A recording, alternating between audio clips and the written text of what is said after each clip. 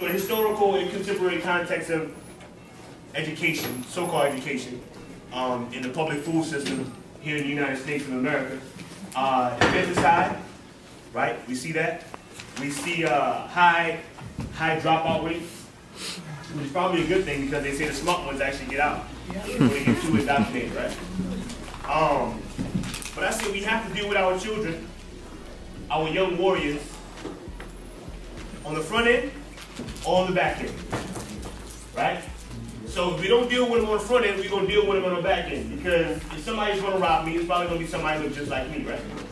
If somebody's going to break into my home, it's probably going to be somebody who looks just like me, right? Who is my daughter or son going to marry if we don't raise those warriors for them to do so? We talk a lot about it takes a village to raise a child and all that kind of stuff. But what are we doing? Are we that village? When we see something going on in our community, are we scared of the people that look like us? The young ones with their pants hanging down? Would we say anything? I think they want guidance. I know they want guidance. So what are we doing to help guide them in the way they need to be going? We see a lot of cultural misorientation in our people. Like, just totally culturally misoriented. And of course, if you are going to send them to their schools, what are you going to get out of them? How can we expect our children to be warriors for us if they are being taught by people who hate us in the first place? If, somebody said if they don't treat you right, how can they teach you right? There's two trends, right? With African-centered education. Some people will say, well, our children are already in the schools, so we got to get in the schools where they are, and we got to get some black history classes there, we got to infuse it into the curriculum. But the reality of the situation is that black people make up about, let's say 12% of the population of teachers here in the United States, right? And then, let's say 12% of those administrators in these same schools. We all know that 99% of those Negroes that are already in those schools don't have nothing to do with African anything. So even if we get into the school, what kind of context is it coming through? What kind of person is pushing that knowledge? Because you are the curriculum. Mm-hmm.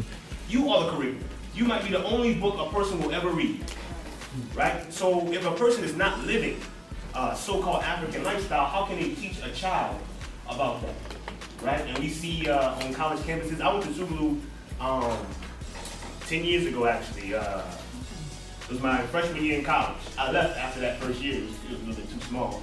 And it wasn't what I thought an HBCU should be. It seems like they were making us better servants of other people. I said, what? I might as well go to European school. I mean, they got a better library. I just mentioned for now, there's a chapter in this book. He started with every generation must discover its mission out of relative obscurity and either fulfill it or betray it. So I found myself, I think I probably read that in maybe 2004. So I found myself delaying my mission. Saying that, okay, once I finish school, once I get a job and, we settle down a little bit, then I'm going to do it. There's no time like that. This is the best and the worst time. It's never going to be perfect, right? So we started a homeschool. We say our family members are having problems in these schools. We're supposed to be the educated ones. We're supposed to be the black power uncles and all this kind of stuff. Like the cousins, that's my cousin. He on that black power. Right? Yeah, he's smart, but he on that black power. So if our children, our nephews and cousins are doing poorly, so-called poorly in these schools, if I'm supposed to be the educated one, why not educate them? So many of us, we want to put 95% of our energy and time into their system and put 5% of our time in our system and think our system is going to grow. It's never going to get off the ground if we never put all of our energy into us.